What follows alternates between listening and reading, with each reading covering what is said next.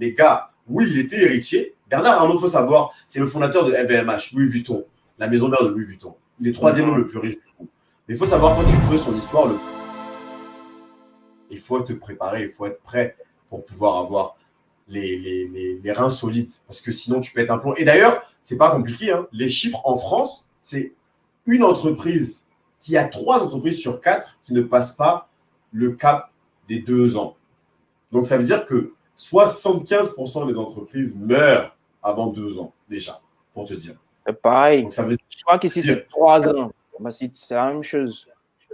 Bon, tu vois, on n'est pas loin. Donc, ça veut dire ce que ça veut dire. Ça veut dire que, déjà, dans ceux qui ont eu la folie, le goût, comme tu dis, de se lancer, il y en a seulement 1 sur 4 qui va passer le cap, déjà.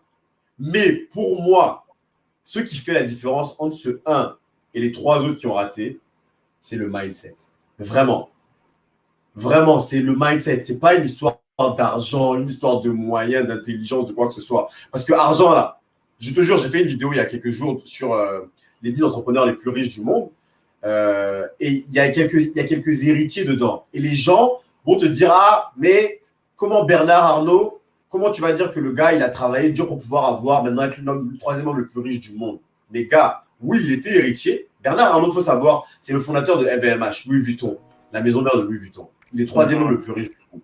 Mais il faut savoir, quand tu creuses son histoire, le gars, il a été héritier, mais il est parti d'une entreprise qui valait à peu près 1 million d'euros à l'époque pour emmener une entreprise qui vaut plus de 500 milliards de dollars. Donc, il est parti, certes, d'un niveau qui était déjà plus élevé que les autres, mais il l'a emmené dans l'espace. À l'inverse, tu as plusieurs héritiers, dont moi j'en connais, qui partent avec un héritage et qui arrivent à 0. Tu vois ce que je veux dire? Ouais. Parce que justement, ils n'avaient pas le bon mindset. Donc, c'est pas une histoire d'argent, en fait, ce que je veux dire.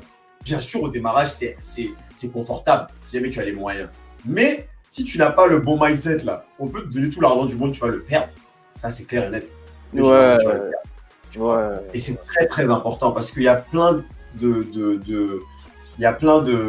d'obstacles que tu vas rencontrer. Tous les jours, tu vas rencontrer des obstacles, vraiment, littéralement tous les jours. L'entrepreneuriat, c'est tu te lèves le matin, tu as la pêche, tu arrives, première nouvelle, tu ouvres ton téléphone, déjà mauvaise nouvelle, bam. Ok, il faut quand même que tu gardes le cap. Tu vas avoir une bonne nouvelle après, mais après, on va t'envoyer encore 2 mauvaises nouvelles encore pour te dire que tel client est parti, que il y a tel problème, etc.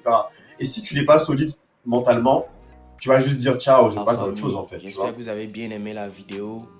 N'oubliez pas de cliquer sur subscribe, souscrivez à la chaîne, cliquez sur subscribe, activez la cloche de notification et on s'attrape à la prochaine vidéo. Let's go!